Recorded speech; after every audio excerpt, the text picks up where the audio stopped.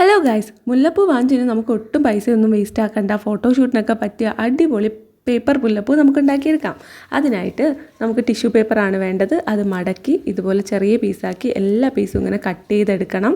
ചെറിയ ചെറിയ പീസാക്കി ഇങ്ങനെ സ്ക്വയർ ഷേപ്പിൽ കട്ട് ചെയ്തെടുക്കുക. അത് നമ്മളെടുത്തിട്ട് കുറച്ചെണ്ണം ഒരുമിച്ച് വെച്ചിട്ട് വീണ്ടും ഇതുപോലെ നീളത്തിൽ മടക്കി പിന്നെ അതിനെ വീണ്ടും രണ്ടായിട്ട് മടക്കി ഒരു മൊട്ട് പോലെ കട്ട് ചെയ്തെടുക്കണേ. നമ്മൾ പണ്ട് മതിലും വേലിയൊക്കെ വരയ്ക്കില്ലേ, അതുപോലെ ഇങ്ങനെ കട്ട് ചെയ്തെടുക്കുക. രണ്ട് ഭാഗത്തും കിട്ടും.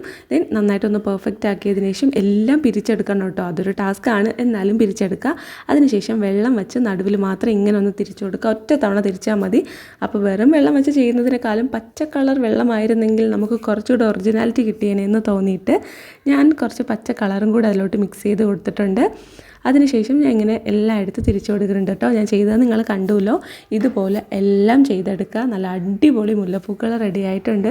മണം മാത്രമേ ഇല്ലാതുള്ളൂ, നമുക്ക് വല്ല അത്തറും വെച്ച് അഡ്ജസ്റ്റ് ചെയ്യാം. അപ്പോൾ നമുക്ക് ശരിക്കും മുല്ലപ്പൂ എങ്ങനെയാണോ കെട്ടുന്നത് അതുപോലെ വെച്ച് ഇതുപോലെ കെട്ടിക്കൊടുക്കുക കേട്ടോ. അടിപൊളിയായിട്ട് മുല്ലപ്പൂ എടുത്തിട്ടുണ്ട്. എങ്ങനെയുണ്ട്? നമുക്ക് ഏത് ഹെയർ സ്റ്റൈലിലും ഈ മുല്ലപ്പൂ വെച്ച് സെറ്റ് ചെയ്യാം.